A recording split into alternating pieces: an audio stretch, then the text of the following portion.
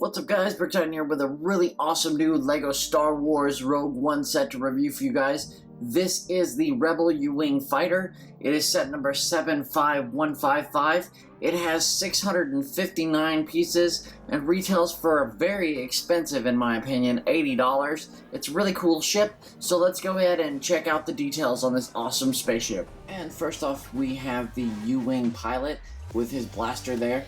Kind of a basic face on both sides. I really wish we would have gotten one of the new helmets that actually has the translucent kind of visor instead of the printed version that we get in this one, but that's okay. They do that with a lot of Star Wars characters, but I think overall they did a pretty good job with this figure.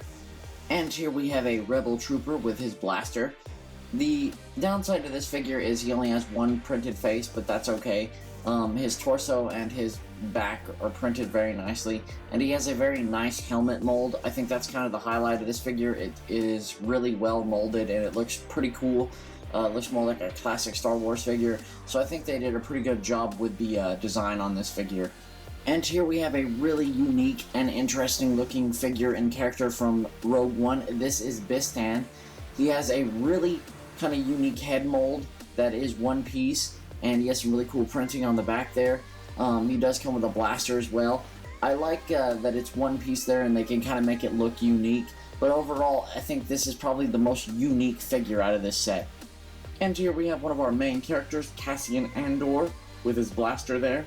And he does come with two faces, which is pretty nice because, like, he is one of the main characters, so it's nice that we do get two different expressions on him. Some nice printing on the back there. I think they did a pretty good job designing him. You do get a lot of the main characters in this set, that's why it is a good set, and also kind of a bad thing about the set, but I think they did a really good job with this figure.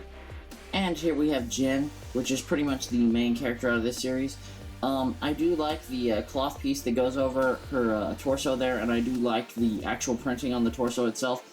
The only complaint I have about this figure is the hairpiece and helmet are one piece, so you don't get a hairpiece or a hat separate than each other. I would like to have had a regular just hairpiece for Jyn. I just think that that would be more useful than this kind of hat hair thing that they made. But other than that, I think they did a pretty good job with the design of the figure. So here is our U-Wing fighter, and you can see it's a rather large set. It has some really big engines on the back here. There are four really large engines on the back there, and we do have a kind of a ramp thing in the back here. It's anything special. The figures can't even really fit in the back there. If you can see, there's not really a whole lot of space for anything. It's just kind of designed so it makes it look like it's slanted in the back.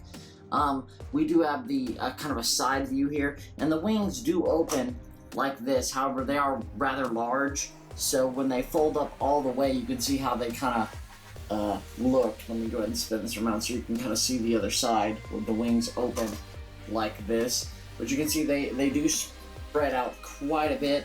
They do go all the way back like that. You see kind of the tips and the way they look when it's fully folded out like that, which kind of makes it look cool, but I think it looks kind of a little bit more fierce when it's kind of like this. It looks more like a kind of a direct fighter kind of type ship, and I think that looks pretty cool. The sides are pretty unique. I mean, we have this kind of like cabin on the bottom here that opens up with the side doors here, and you can kind of see the inside here. Let me go ahead and turn around and show you that both sides do open like this, and maybe you can kind of get a better look on the inside here. Go ahead and fold these little flick fire stud shooters out so you can kind of get a better look on the inside here. Kind of see that you do get two of these little stud shooters on the side here, and they do work like regular standard stud shooters. You just kind of spin around, or you can take them off and use them as blasters, but they're kind of designed to stay like that, and they work just like regular studs. And you do get some extra ones in this set, so that's not really a big deal. The doors fold back, just really simple like. And probably the coolest kind of flick fire feature on this set has to be these buttons right here. There are the two buttons right here on the top, and you can see there are two giant flick fire missiles in the front, and if you fire 1 and 2, you get the effect of kind of a push button kind of firing system, and I kind of like that a lot. Of course, we'll have to load these back in here, and like all flick fire missiles, they're really easy to load. Doesn't take any time. You just put them back in there, and if you lose one, the set comes with an extra one, so that's pretty cool. One of the kind of most depressing features out of this set, I would say, is this right here.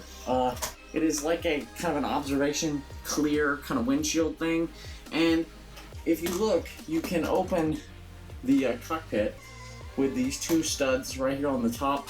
It kind of slides off the top, and you can kind of move our U-wing pilot out of the way, and you can see kind of the inside cockpit piece there. And you can see how you can kind of put a figure down into the. See, this is my problem. Like the cockpit, you can see the bottom window. Like maybe I'll show you with my finger. You can see the window glass piece on the bottom here is made for a figure to be put in there. However, it's really hard to get a figure in and or out of that spot, and I think they could have used a better kind of way to maybe open the glass down here at the bottom so you could get to your figure or put a figure in there. I think that's kind of a bummer, but I really do like the whole, like, you press these pieces right here and it lifts the cockpit up. I think that's kind of a nice feature. And I do like the engine design on the back here. I think they put a lot of detail on the back here. And overall, I do like the design of the ship, but the only design problem I have with this ship is the whole bottom piece right here. I just think they could have done a little bit better job kind of designing that out. I mean, from the bottom view, it looks cool, and I wish they just had more of a better feature function for that. But, you know, I would rate this set myself personally. I would rate it probably around maybe a 7 or an 8. Probably more like a 7 because I don't like the whole window thing at the bottom there. I like the design of the ship, and I like everything else about it. But, you know, I think that they could have done a better job designing that out. Well, let me know in the comments below what you guys think about this ship, and be sure to rate it from 1 to 10, 1 being bad and 10 being awesome. But let me know in the comments below, and I will see you guys next time. Thanks for watching. Please subscribe and enable notifications for my channel so you never miss a video. Click the picture for a tutorial on notifications.